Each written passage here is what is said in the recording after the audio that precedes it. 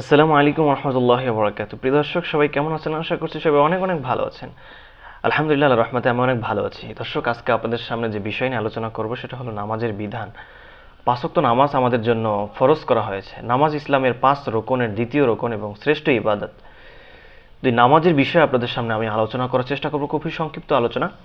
আলোচনা শুরু করার আগে সকলের কাছে অনুরোধ জানাচ্ছি, সকলে অবশ্যই চ্যানেলটি সাবস্ক্রাইব করে দেবেন এবং ভিডিওটিতে অবশ্যই একটা লাইক করে দেবেন। গতকালকে একটা ভিডিও আমি আপলোড করেছিলাম, সেটা হলো মাসেহের বিধান। হ্যাঁ, মাসেহের বিধান। এই ভিডিওটা যারা দেখেনি অবশ্যই তারা দেখে নেবেন।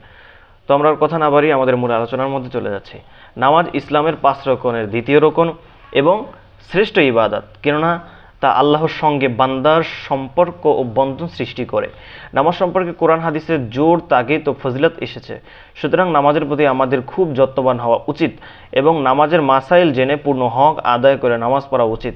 আর মা বাবারও কর্তব্য 7 বছর বয়স থেকে সন্তানকে কি করা? নামাজের জন্য তাগিদ করা, তাকে নামাজের আদেশ করা এবং 10 বছর বয়স থেকে নামাজে অবহেলার জন্য প্রহার করা। তাই কি করা? প্রহার করা, প্রহার দ্বারা শাসন করা, যাতে নামাজ ফরজ হওয়ার আগেই তারা ওয়াক্তমতো নামাজ পড়তে অভ্যস্ত হয়ে যায়। সালাতের আবিধানিক অর্থ হলো যে কোনো কল্যাণের দোয়া। সালাতের আবিধানিক অর্থ আমরা জেনেছি যে কোনো কল্যাণের দোয়া সালাতের। আর শরীয়তের পরিবেশে সালাত অর্থ বিশেষ কিছু আচরণ ও উচ্চারণ, যার সূচনা হলো তাকবীর দিয়ে এবং সমাপ্তি হলো সালাম দিয়ে। সূচনা হলো আল্লাহু আকবার তাকবীর দিয়ে এবং শেষ হলো কি? সালাম দিয়ে।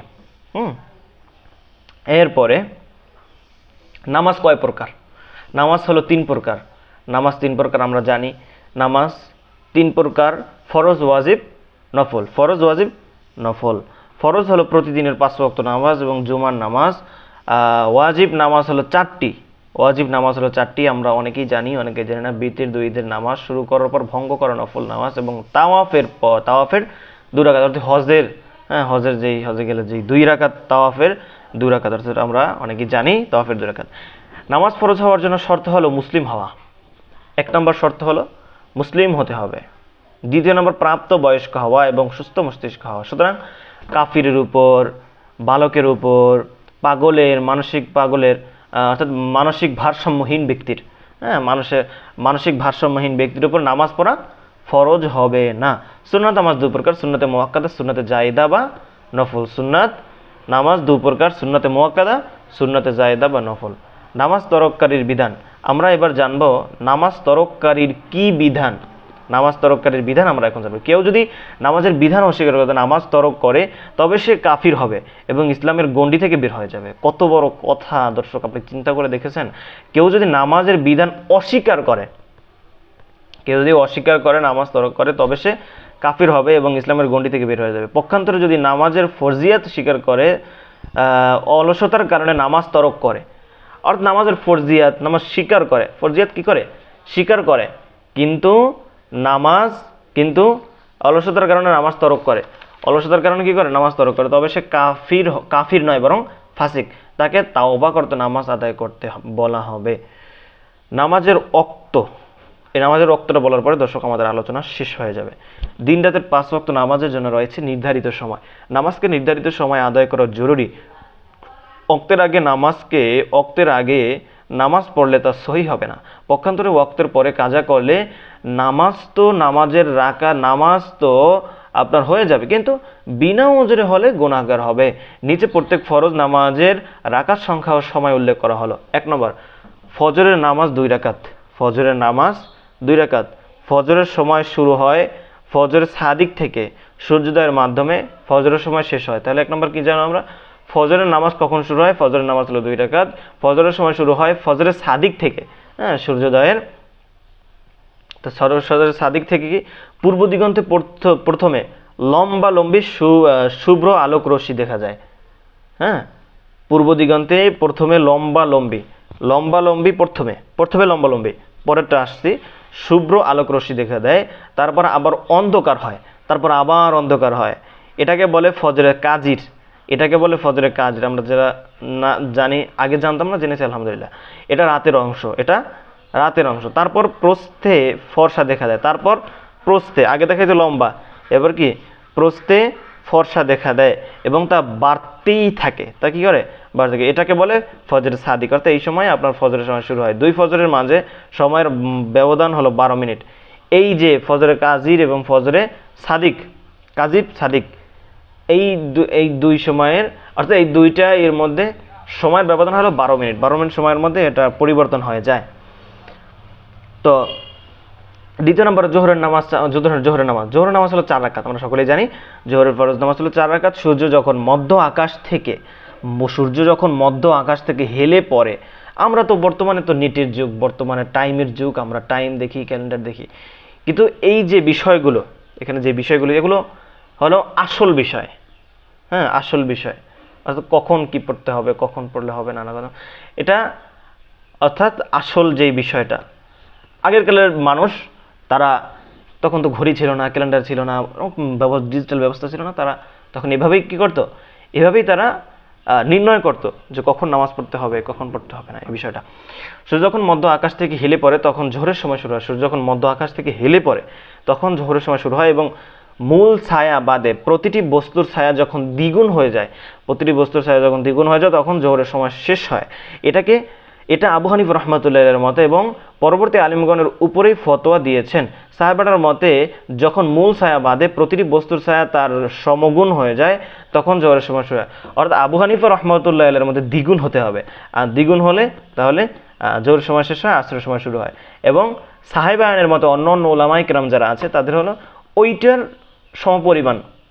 যেমন এই যে একটা মাউস, এই মাউসটা ধরেন এখানে রাখলাম, এখন মাউসটা রাখার পরে এর ছায়াটা যদি দ্বিগুণ হয়ে যায় তাহলে জোহরের ওয়াক্ত শেষ, আপনার আসরের ওয়াক্ত শুরু। এটা হলো আবু হানিফা রাহমাতুল্লাহির মত।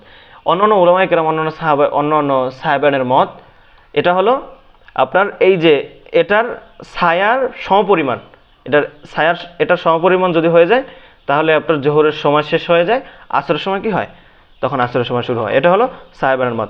3 নম্বর আসরের নামাজ। আসর হলো 4 রাকাত, আমরা সকলেই জানি আসরের নামাজ 4 রাকাত। ইমামদের নিজ নিজ মতে যখন জোহরের রক্ত শেষ হয়ে যায়, প্রত্যেক উলামায়ে কেরামদের, প্রত্যেক ইমামদের মত, জোহরের সময় শেষ হলেই আসরের নামাজ কি হয়ে যায়, আসরের নামাজ ওয়াক্ত শুরু হয় এবং সূর্য আসার সময় তার শেষ হয়ে যায়। 4 নম্বর মাগরিব হলো 3 রাকাত। দর্শক, আমরা তো খুব তাড়াতাড়ি শেষ করছি। মাগরিব হলো 3 রাকাত। মাগরিবের সময় হলো সূর্যাস্তের পর থেকে আশফাকুল আহমার, দিগন্ত লালিমা অদৃশ্য হওয়া পর্যন্ত। এটা সাহেবানের মত, আর পরবর্তী আলিমগণ এর উপরই ফতোয়া দিয়েছেন। আবু হানিফা রাহমাতুল্লাহির মতে দিগন্ত লালিমা অস্ত যাওয়ার পর যে শুভ্রতা দেখা দেয় সেটা অদৃশ্য হওয়ার পর্যন্ত মাগরিবের সময়, এটা অদৃশ্য হওয়ার পর্যন্ত মাগরিবের, এটা হলো আবু হানিফা রাহমাতুল্লাহির মত। 5 নম্বর এশার নামাজ 4 রাকাত। ইমামদের নিজ নিজ মতে মাগরিব যখন শেষ হয় তখন থেকে ফজরে সাদিকের আগ পর্যন্ত হলো এশার সময়। এশার সময় খুব বিশাল একটা সময়।